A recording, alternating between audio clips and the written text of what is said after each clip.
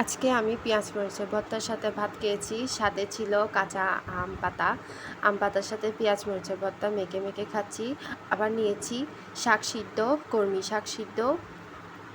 আমার কলমি শাক খুব ভালো লাগে। কার কার আমার মতো কলমি শাক প্রিয়। এবার নিয়েছি সেচনা পাতা শাক, এটাও সিদ্ধর মতো করে রান্না করেছে শুটকি দিয়ে। এরপর নিয়েছি কাঁঠাল বিচির তরকারি। দেখুন ভাত কত কম, অথচ কাঁঠাল বিচির তরকারি অনেক বেশি।